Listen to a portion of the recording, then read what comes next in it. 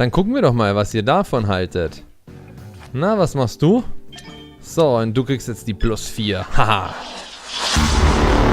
What I mean. Hallo Leute, hier ist wieder euer Michi von What I Mean und heute teste ich Uno für die Switch für euch. Ihr kennt alle bestimmt Uno, das ist das Kartenspiel, das eigentlich jeder schon mal gespielt hat und das gibt es jetzt auch in digitaler Form auch für die Switch. Das Spiel Uno ist gerade erst für die Nintendo Switch erschienen und kostet gerade mal 10 Euro. Ihr könnt entweder offline zu zweit miteinander spielen oder online gegen 3 andere Gegner antreten. Im Hintergrund seht ihr gerade den Online-Modus. Der Online-Modus funktioniert tadellos, es sind immer ausreichend Spieler vorhanden und so müsst ihr nicht lange warten, bis ihr eine Partie starten könnt. Neben dem klassischen Uno-Regelwerk könnt ihr allerhand verschiedene eigene Regeln einschalten oder ausschalten und somit ein bisschen Abwechslung in das klassische Uno-Spiel bringen. Möchtet ihr allerdings nicht online spielen, sondern zu zweit vor dem Fernseher, dann ist das nur als Team möglich.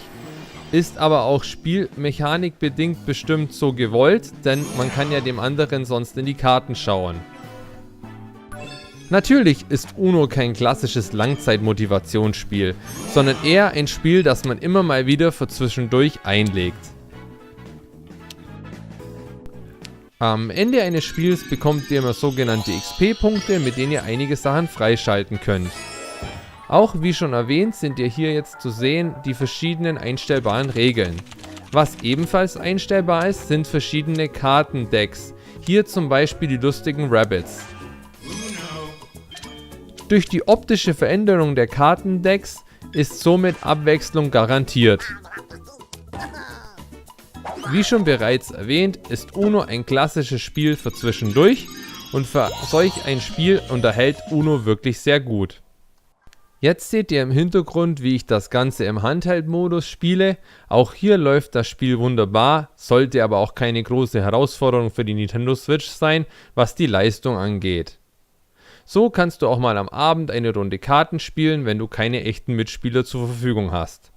Und kannst so für die nächste Real-Life-Runde ein bisschen üben. Kommen wir nun zu meinem Fazit zum Spiel.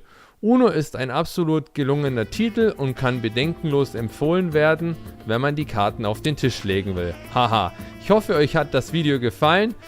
Wie immer würde ich mich über einen Like freuen und natürlich umso mehr, wenn ihr mich abonniert. Macht's gut, bis zum nächsten Mal, euer Michi, ciao!